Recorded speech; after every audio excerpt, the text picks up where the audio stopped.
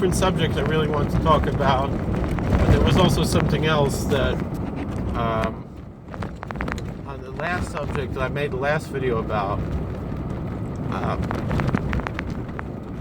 that I wanted to address, and I found something interesting too.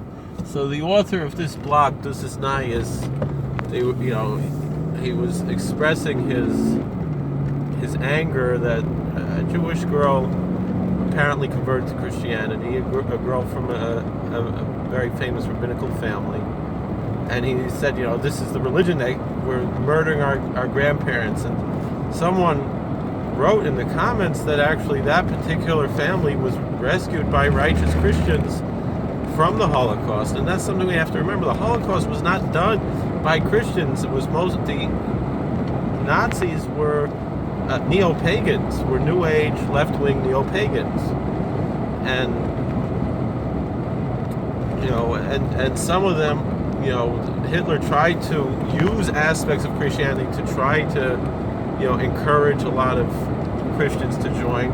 But then he spoke of what he termed, ironically, positive Christianity, which he understood, was basically a pagan form of Christianity, divested of all of its Jewish roots, divested of the Ten Commandments, divested of turn the other cheek, divested of all these ideas. Not that turn the other cheek is necessarily a Jewish idea, but it is a compassionate idea. It is a humbling idea, and all of those aspects Hitler wanted to expunge from Christianity. And without that, it's not Christianity anymore. And I mentioned something else. I said, that we don't have the Inquisition anymore, but the fact of the matter is, we do have the Inquisition today. Not the Christian Inquisition, but the Zionist Inquisition. If you dare question Zionism, the Inquisitors come, you lose your job, you lose, you're blacklisted. It's the end for you. So, just discussing a little bit of that. Back to the issue, though, that I really wanted to discuss at hand. And again, as we mentioned, the left-wing communist New Age aspects. Again, what is Nazism? Nazism is National Socialism. Nazism and communism are just two prongs of the same fork. They are both left-wing movements. There's nothing right-wing about Nazism. And that's something people have to understand. And that's why they're trying to call these groups in America today the alt-right, because they are an alternative to the right. You talk to someone like Richard Spencer, his ideology is much more similar to that of Obama and Clinton than it is to Donald Trump, or to really anyone in the Republican Party. And anyone who has ever been in the Republican Party. And it's really just straight along the old Democrat Party lines, which is where the Nazis learned their ideology from, if you study history. Unfortunately, on the scene, we have now someone who has crazily, insanely a chance of winning a seat in the Congress, and that's Alexia, I believe her name, Ocasio Cortez. Interesting that she has a pluralistic name of Cortez. So, and she is talking about, she tweeted something recently about how we have to get rid of the Electoral College because it's a throwback to the days of slavery. Now, I'm just going to basically repeat something that I heard from, even though I knew this and I was thinking of this before I heard it, but even though I had this in mind before I heard it from him, I'll still say a double mistake. I'll still attribute it to a source, to Dinesh D'Souza. He pointed out that, of course, the issue of slavery is not, there's no connection between slavery and the Electoral College. What a lot of people don't talk about is the 3/5 compromise. And erroneously, a lot of people say, well, that means that the founders thought that slaves were only 3/5 human. And little does anybody realize that the crux of the compromise is as follows. The slave owners wanted slaves to be fully counted as members of the population. Why? They weren't going to give them voting rights, but I mean, it's the same question. Should we count children? Should we count anyone that's not eligible to vote in the census?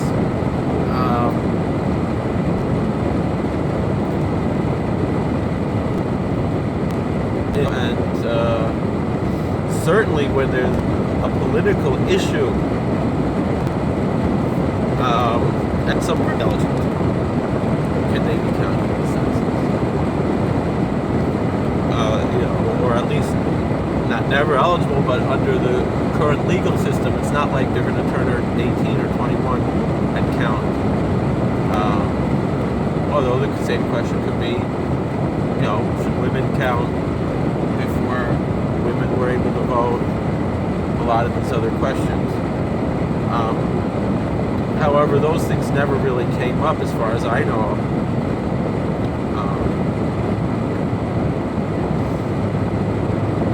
But the question of counting slaves, the people who wanted to abolish slavery did not want the slaves to count because they didn't want their interests to be defeated by their own population, because the South had a much smaller population than the North, and so nationally they could abolish slavery if only the slaves didn't count. And of course the South wanted the slaves to count to give the slave owners more power. And so this idea had nothing to do with a slave being 3/5 human. It had only to do with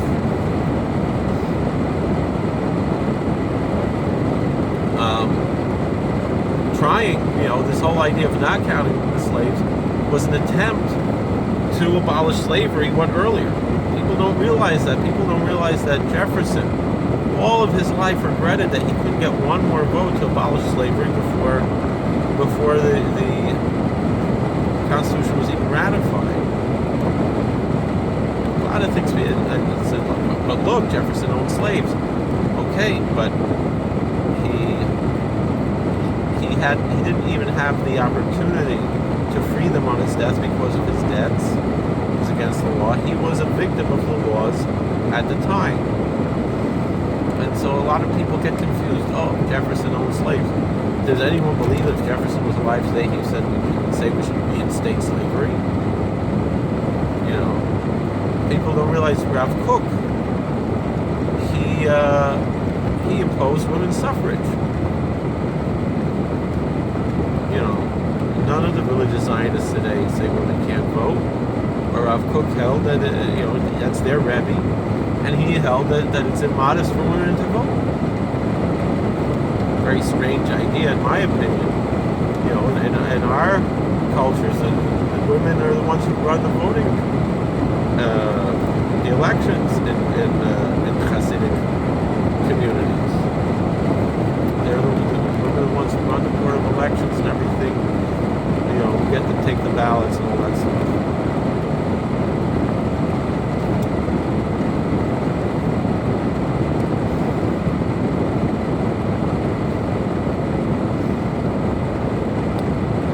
So what about the electoral college?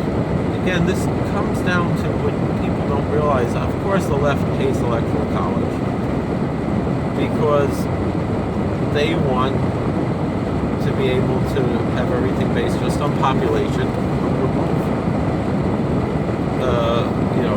the rights of the states, the identities of the states. They want to nationalize, they want to remove the whole idea of federalism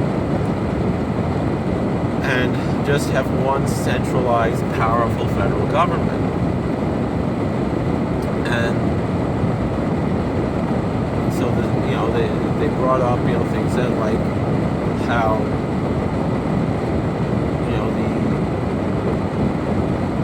senators who elected, who confirmed Justice Kavanaugh represent far less than 50% of the total population. Because again, I mean, we have to see the Constitution in the lens. First of all, there's a major problem with the Constitution. It's the 17th Amendment, which really should be abolished. But the Electoral College is one of the most brilliant ideas that the founders came up with. And also, I mean, what people don't realize, the only part of the government that was supposed to be directly elected is the House of Representatives. And that's it. Everything else is indirect. And there's a reason for that. And there are many reasons for that. And part of it is that when we talk about, we don't only have three co-equal branches of the federal government. We also have a balance of power between the states and the federal government. And we see that's still true even to today. I mean, there are plenty of things that people on the left would like to see and have actually made law, asserting states' rights and nullifying federal law. And so, and in a certain sense, many aspects of the Democrat platform still remain. The Democrats only oppose states' rights when it goes against their agenda. When it goes along with their agenda, even certain things I personally support. States' rights are very important to the Democrats. But my argument is always that we have to do things the right way. And so, even though I do believe that it's a foolish thing for there to be a federal law against marijuana use, although I also believe it's foolish to use marijuana, and these things should be decided by state and local governments. The federal government is not supposed to be that powerful. But as it is that the federal government has such a law, so the federal government has such a law. And the states really don't have any right to nullify that federal law. Now, that being said, the states, though, can say that, that according to state law, it's not a crime. But that being said, if the FBI wanted to come into Colorado and start locking people up for marijuana charges, the federal government has every right to do that. Now, I applaud President Trump for not rescinding that. However, and President Obama had some wisdom in not prosecuting,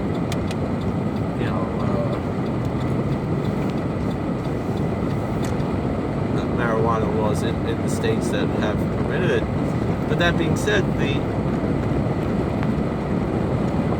Congress has to pass a bill and pass a law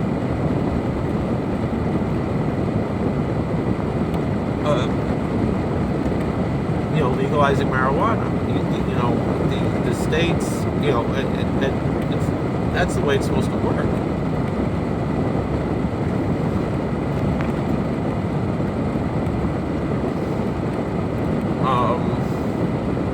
And until that happens, it's illegal. And that's the law. You gotta follow the laws. We're a nation of laws.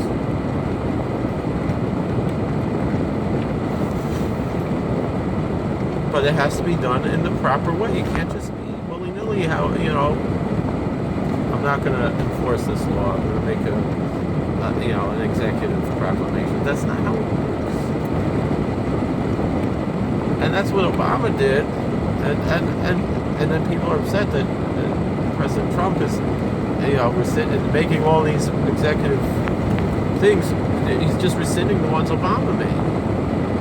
I mean, things are supposed to be done through the Congress. We have a system for a reason. We have to respect that system.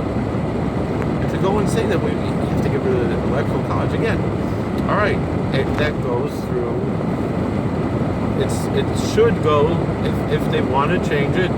There's an amendment process, and it's very difficult. It's difficult for a reason, because it's a stupid idea. I don't know how Woodrow Wilson rammed down the 16th and 17th Amendments.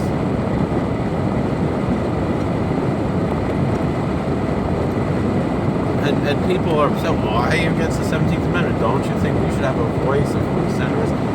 It defeats the whole idea of the Senate. The Senate is not to represent the people. The Senate is to represent the states. And in a certain sense, by having direct election of senators, it undermines the great compromise that created the Senate and the House.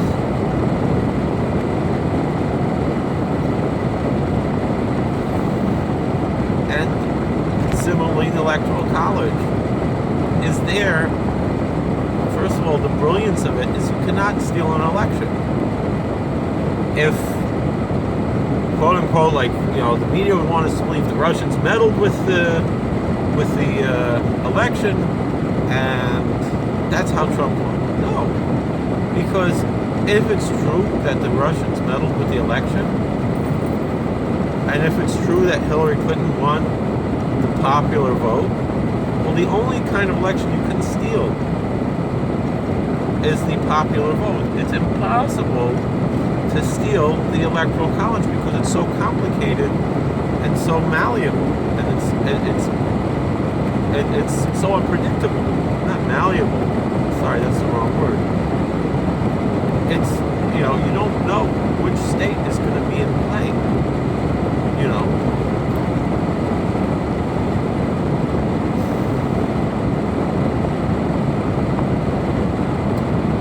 So this foolishness of wanting to abolish the Electoral College, it just shows total ignorance of history and civics.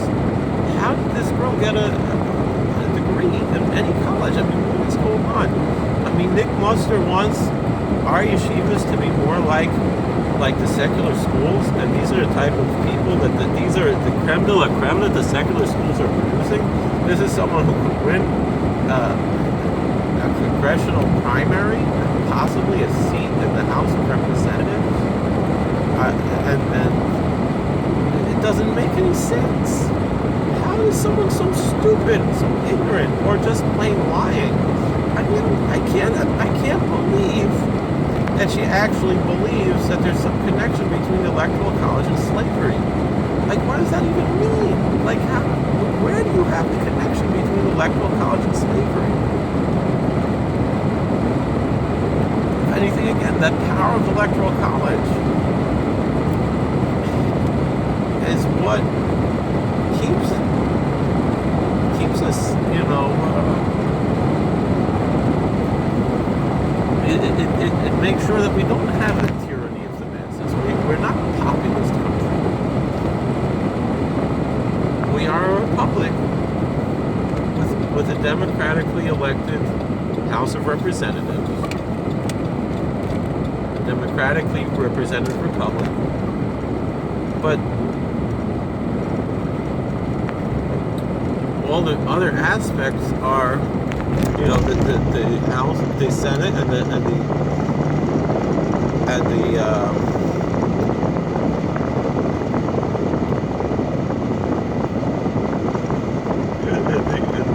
presidency, the executive branch. Those are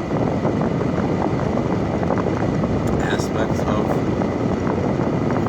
federalism and republicanism, small r republicanism, that are not direct democracy. This isn't Athens, but it's not Rome either. It's a mix of the two.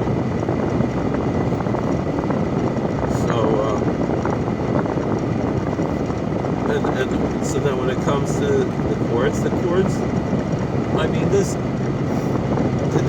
17th Amendment, the direct election of senators, undermines the courts also. Undermines a lot of aspects of the Constitution. It's really a major, major problem that has to be fixed. And hopefully it will be. I don't know what to do. I don't, I've been looking up websites and stuff. I would really like to be an advocate and an activist for the repeal and perhaps replacement of the 17th Amendment. It doesn't necessarily have to go back the way it used to be, but that the senators are elected in a perhaps a mix of the two. Perhaps still, there might need to be a state legislature has to confirm a senator,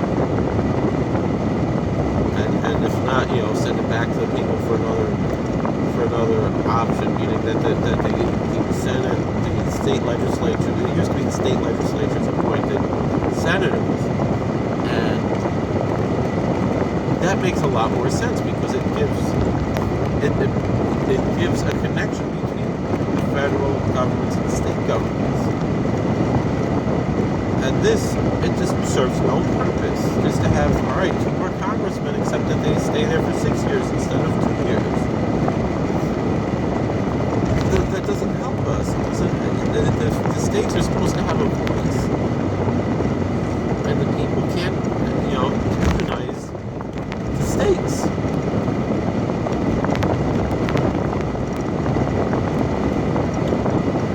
And again, that's what the electoral college is partly it's about, or there's a lot more to it. And there's all these issues that really have to be resolved. But again, we have the Constitution as it is amended, that's the Constitution. But I don't know. It's not. There's something wrong. And a girl like this could even have the possibility of being a congressperson. It's just beyond belief. It's really. And the thing is that we have to do something. We have to get rid of Kirsten Gillibrand. I mean, she's horrible. I mean, I haven't had a senator since D'Amato. I mean, I know that Lincoln wanted to reunite the Union, but the truth of the matter is the Democrats lost the Civil War. They should have been branded as a terrorist group. They should have been branded as traitors, and this whole attempt at Reconstruction, reunification, has really been a disaster. Reconstruction has been a disaster.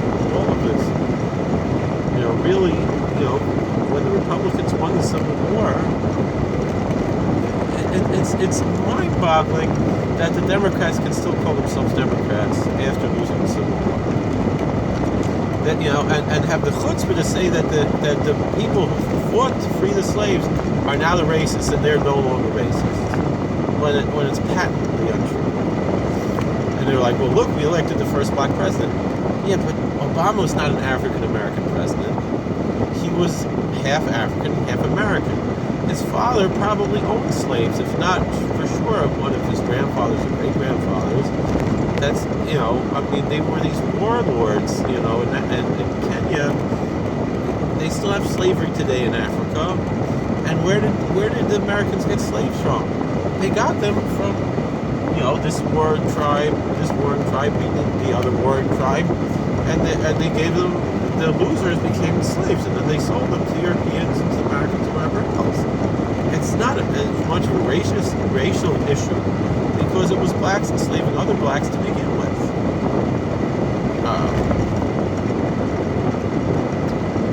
So, of course, they're developed in America, which didn't exist before, a racial aspect of slavery, and then later the Jim Crow laws and so forth that the Democrat Party pushed. But how did the Democrats get away with keeping their name? Can you imagine if the Nazis were like, we're still going to call ourselves National Socialists, we're still calling ourselves Nazis, but we're not racist anymore, we're not anti-Semitic anymore. And in fact, all those people who fought against us, they're the real racists, they're the real anti-Semites, and we're not anymore. It's ridiculous. And that's exactly the lie that the Democrats got away with.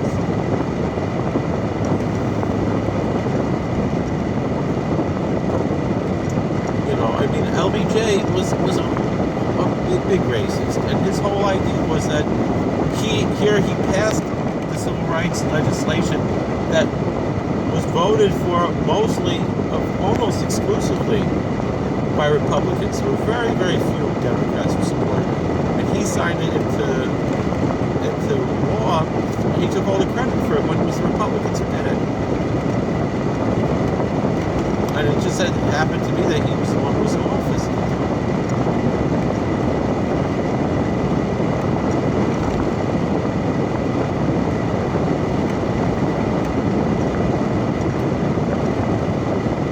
So there's a lot of problems that have to be fixed. And, we have to call out the Democrats for who they are. They are still the party of Jim Crow. They are still the party of slavery. They are still the party of the KKK. They are still enslaving blacks for their votes. They're still the inner city ghettos that are run by the Democrat slaveholders are the modern plantations, and the living conditions are as bad, if not worse, in some of them, as the old slave quarters.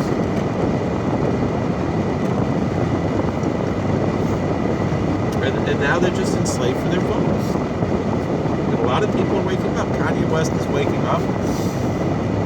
And the Democrat plantation owners are upset that they have an escaped slave on their hands.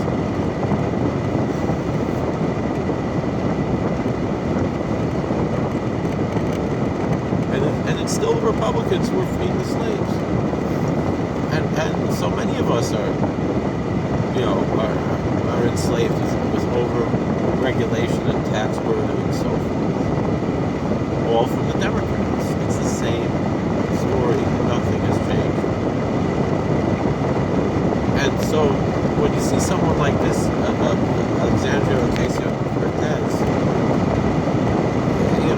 it's pretty obvious that she's just a shill paid off by George Soros. He's no other answer to that. George Soros, the Nazi collaborator, hiding behind a phony Jewish identity. Judaism is a religion, not a race. An atheist has no right to call himself a Jew. I hope this Panette girl isn't going around saying, well, I'm Jewish. No, she's Christian now. I mean,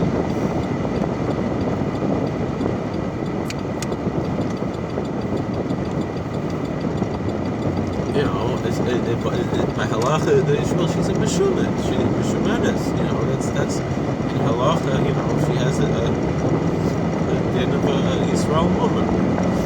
But the Yisrael woman, they're yedim yayin nesach, and if she's not following halacha, if she's following halacha, she just considers herself a student of Oisei Ish. It's foolish. It's wrong. But it's not kafir. It's not even really shema. It's not really. But it's just silly, just like the same thing other false messiahs that people believe in if they're otherwise true. David Yovin. So it's a crazy world that we're living in today. But again, like I said in the last video, most likely, at least now, she's gonna vote Republican and probably be making the world a better place. It's definitely between the alternative of being a secular Jew and converting to Christianity is the lesser of two evils.